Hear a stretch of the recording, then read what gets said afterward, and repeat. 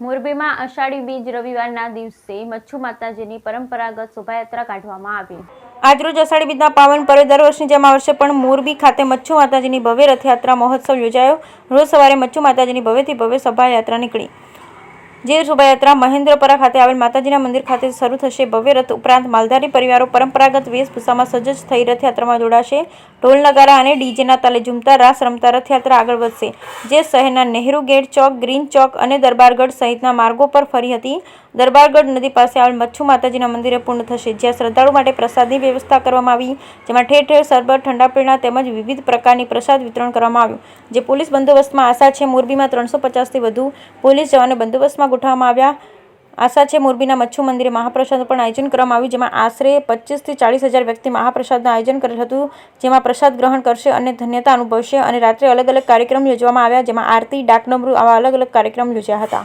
Bureau report અશોકભાઈ Kharchariya, cameraman Mahesh Kharchariya, Morbi.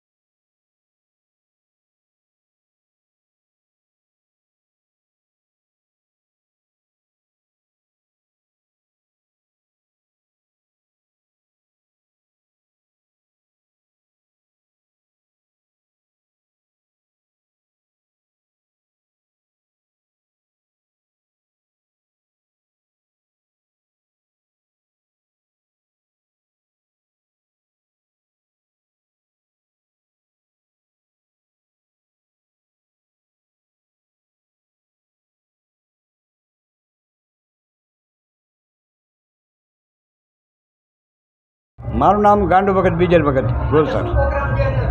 આજે શ્રી મચ્છુ માતાજીનો પ્રાગટ્ય દિવસ હોવાથી ઉત્સાહભેર અમારા ભરવાડ સમાજ વર્ષોની પરંપરા મુજબ આ ઉત્સવ ઉજવે છે। પહેલાં નાના પાયે છેલ્લા 25 વર્ષથી બહુ વિશાળ ભવ્ય શોભાયાત્રાના રૂપે સમસ્ત સમાજ અહીંયા એકત્રિત થાય છે અને ઇતર સમાજ પણ આમાં ભાગ લે છે।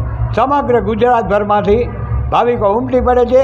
એમના માટે દર્શન પ્રસાદની વ્યવસ્થા મોટા પાયે રાખવામાં આવે છે અને ધન્યઘડી ધન્યવાદ। યા દેવી સર્વભૂતેષુ સરિતા રૂપેણ સંસ્થિતા નમઃ તસ્યૈ નમઃ તસ્યૈ નમઃ તસ્યૈ નમો નમઃ। મારું નામ ગોકળભાઈ ભરવાડ।